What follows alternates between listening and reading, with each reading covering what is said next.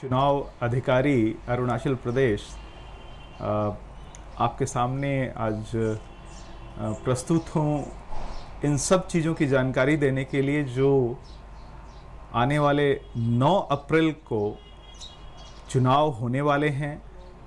हमारे यहाँ अरुणाचल प्रदेश में पार्लियामेंट के साथ साथ असेंबली के भी चुनाव होने जा रहे हैं और ये आवश्यक है कि हम सभी मिलकर के इस चुनाव प्रक्रिया को सुचारू तरीके से चलाने में सहयोग करें और इसमें सभी लोग भागीदार बने, जिससे कि बगैर किसी दिक्कत के, बगैर किसी परेशानी के, निष्पक्ष भाव से ये चुनाव का जो आयोजन है वो संपन्न हो सके। मैं आप सबों के समक्ष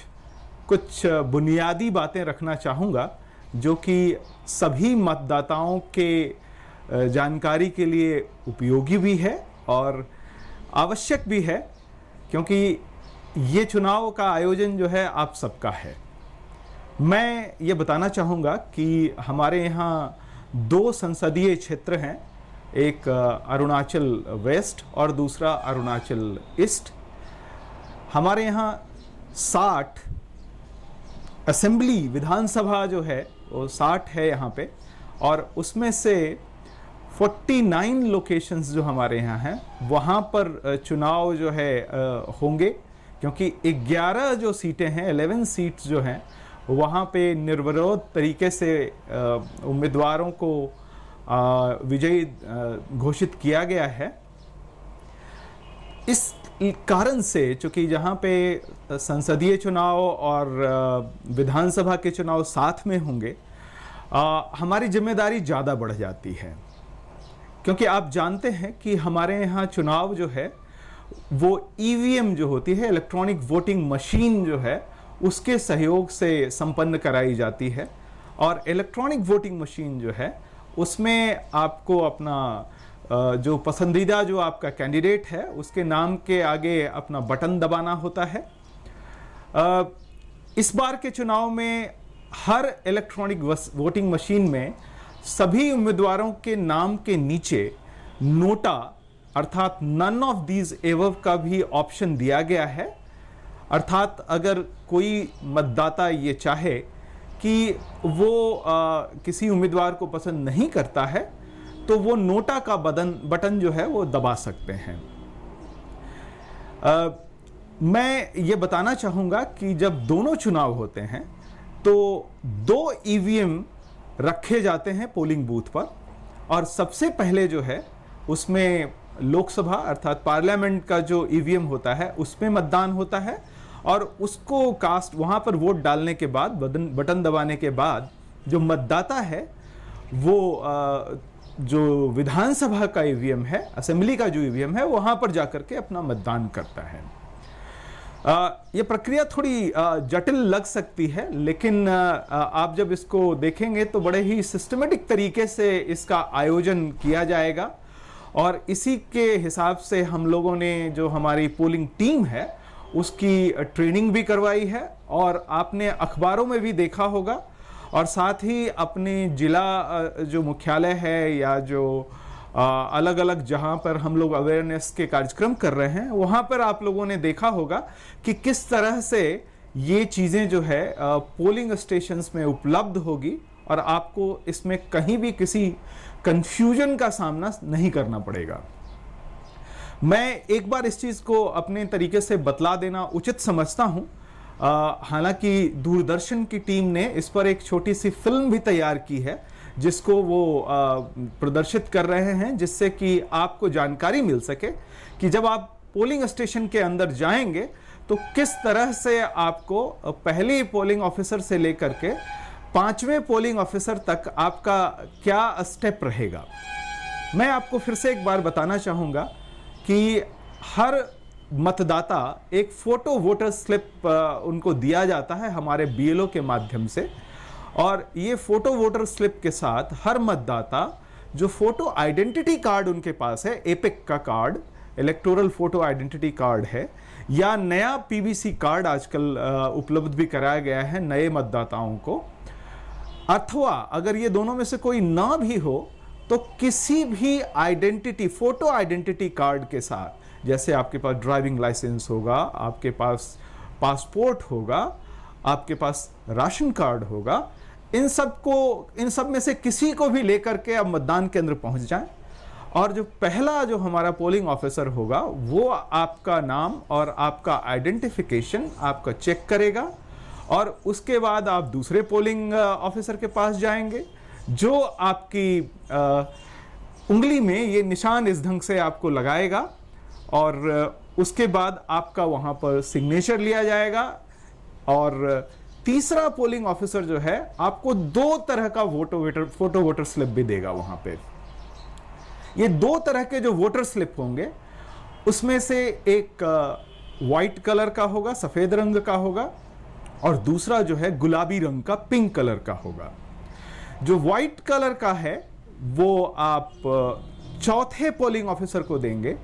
जो आपको लोकसभा के ईवीएम में मतदान करने की इजाजत देगा। वहां से जब आप बाहर निकलेंगे तो 5वां पोलिंग ऑफिसर आपको मिलेगा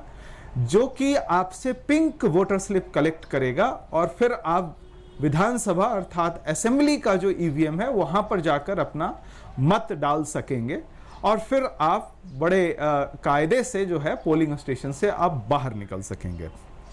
ये मतदान केंद्र के अंदर की प्रक्रिया है जो मैंने आपके सामने रखी है। ये प्रक्रिया की जानकारी, जैसा कि मैंने आपको बताया, दूरदर्शन के वीडियो के माध्यम से भी दिया जा रहा है, अखबारों में भी इसकी जानकारी दी जा रही है। साथ ही साथ इसकी जानकारी जिला और जो हमारे सर्किल ऑफिसर्स हैं उन सब के माध्यम से भी इस जानकारी का प्रचार प्रसार किया जा रहा है। मैं आपको कुछ जानकारी इस लिहाजे से भी देना चाहूंगा कि हमारे अरुणाचल में 7,57,493 7,57,493 मतदाता इस बार भाग लेंगे और इसमें से महिलाओं की संख्या जो है वो पुरुषों से ज्यादा है। यानी कि हमारे यहां इस बार 3,79,479 महिलाएं होगी, 3,79,479 फीमेल, और पुरुष जो होंगे वो 3,78,020 अर्थात कि 78,024। और इससे ये जो संख्या जो हमारी बनती है, पता लगता है कि हमारे यहाँ महिलाओं की संख्या जो है वो ज़्यादा है पुरुषों की अनुसार। हमारे यहाँ 2003 जो है सर्विस वोटर्स भी हैं जिनको पोस्टल बैलेट हम लोगों ने मुहैया करा दिया है, वो यहाँ से भेज दिया गया है नियम के अनुसार। जो हमारे सरकारी अधिकारी और कर्मचारी, पुलिस के जो हमारे अधिकारी और कर्मचारी हैं, वैसे जो हमारे एएलसी, पोर्टर्स, कंटीजेंसी एम्प्लॉय जिनको इलेक्शन ड्यूटी में एंगेज किया जा रहा है, उन सब के लिए पोस्टल बैलेट का आयोजन भी जो है जिला मुख्यालयों पे हर जगह पर ये किया जा रहा है और इसकी जानकारी जो है जिला निर्वाचन अधिकारी के माध्यम से दी जा रही है और लोग अपनी वोटिंग जो है वो उन मुख्यालयों पे आकर के कर रहे हैं। यह एक बड़ा आयोजन है और इस आयोजन में ईवीएम की संख्या हमारी जो है वो बहुत ही पर्याप्त तरीके से हमें उपलब्ध करा दी गई है, इसीलिए हमें कहीं से भी उस चीज को लेकर कोई दिक्कत नहीं होने वाली है। हमारे यहाँ कुल 2,158 पोलिंग बूथ हैं जहां पर यह मतदान होगा और आपको जानकर यह आश्चर्य होगा कि हमारे यहाँ सबसे छोटा मतदान केंद्र जो है वहां पर सिर्फ 2 वोटर हैं। ये हायोलियांग में है और जो सबसे बड़ा मतदान केंद्र है वो सी सेक्टर ईटानगर में है जहां पे 1702 वोटर हैं। तो हमारा जो है एक बहुत बड़ा दायरा है जिससे पता लगता है कि हम हर एलिजिबल जो वोटर है वहां तक हमारी मशीनरी पहुंचती है और चाहे किसी भी कीमत पर हो, हम ये उम्मीद करते हैं और ये कोशिश करते हैं कि उन सबको जनतंत्र के इस सबसे बड़े आयोजन में जरूर शामिल किया जाए। जैसा कि आप जानते हैं कि हमारे यहाँ बहुत ज़्यादा ऐसे मतदान केंद्र हैं जो कि सड़क से नहीं जुड़े हुए हैं, और ऐसे मतदान केंद्रों की संख्या 676 के आसपास है हमारे पास। इसका मतलब है कि हमारी टीम जो है वो मतदान के दिवस से बहुत पहले से उन सब जगहों पे जाना शुरू हो जाती है, ताकि वो समय पर वहां पहुंच सके और मतदान करवाए और उसके बाद जो है वहां से वापस सुरक्षित तरीके से लौट सके। हमने इसके लिए जो है हेलीकॉप्टर्स का भी आयोजन किया हुआ है, और आपको यह जानकर अच्छा लगेगा कि हमने 2 तारीख को पूरे हिंदुस्तान में पहली बार जो पोलिंग टीम इस बार के चुनाव में मूव की है, वो हमारे यहाँ चांगलांग जिले में विजयनगर इलाके के लिए 4 पोलिंग टीम 2 तारीख को ही मूव कर गई है, और वो अपनी जगह पर पहुंच गई है सुरक्षित तरीके से। इसकी सूचना हमें मिल गई है, और वो 9 तारीख को वहां पर पोलिंग करवा करके वापस सुरक्षित तरीके से लौट जाएगी। इसी तरह से हमारे यहाँ आगे के दिनों में अलग अलग दिन में टीमें उसी ढंग से मूव कर रही हैं, और हम ये उम्मीद कर रहे हैं कि 8 तारीख तक सारी टीमें हमारी वहाँ मौजूद होगी, और 9 तारीख को बड़े ही सुरक्षित तरीके से, सही तरीके से, फेयर तरीके से हर जगह पर मतदान करवाया जाएगा। मैं एक चीज़ और बताना चाहूँगा कि ये चुनाव एक ऐसा आयोजन है जिसमें कि ये ज़रूरत पड़ती है कि किसी भी तरह की कोई गलत बात ना हो सके, चाहे वो पैसे को लेकर के हो, चाहे वो गिफ्ट को लेकर के हो। अरुणाचल प्रदेश में ये एक बात पहले से चली आ रही है कि यहाँ पर जो एक्सपेंडिचर की जो सेंसिटिविटी है वो काफ़ी ज़्यादा रही है, और इसीलिए चुनाव आयोग ने इस पर खास ध्यान दिया है, और उसके लिए पूरे प्रदेश में हमारे यहाँ 156 फ्लाइंग स्क्वाड्स जो है वो लगाए गए हैं। हमारे यहाँ 101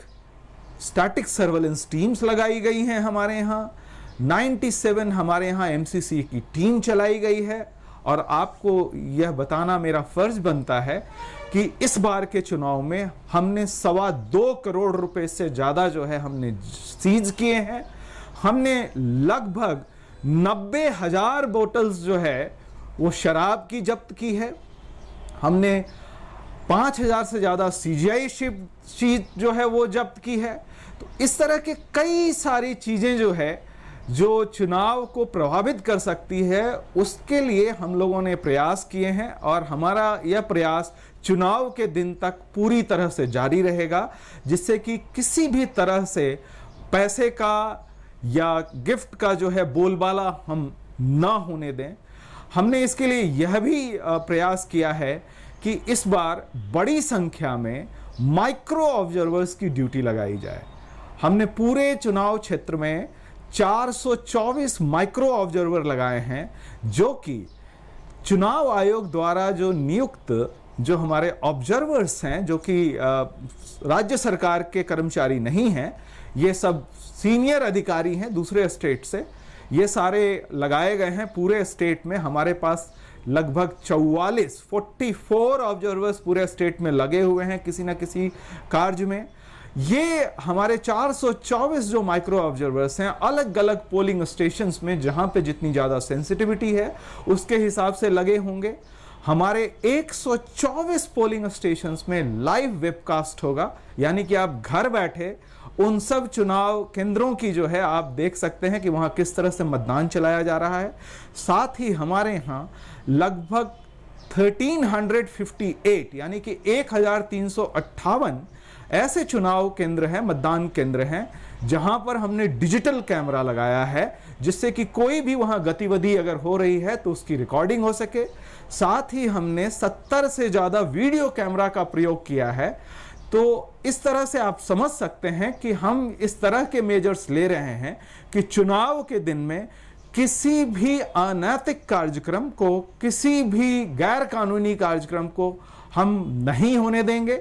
ये हमारा प्रयास है। हमारे यहाँ जो सीआरपीएफ की यूनिट है वो पूरे स्टेट में जो जो चुनिंदा पोलिंग स्टेशन से, जहाँ की हमारी सेंसिटिविटी हमें पता है, उन सब जगहों पे मुस्तैदी से तैनात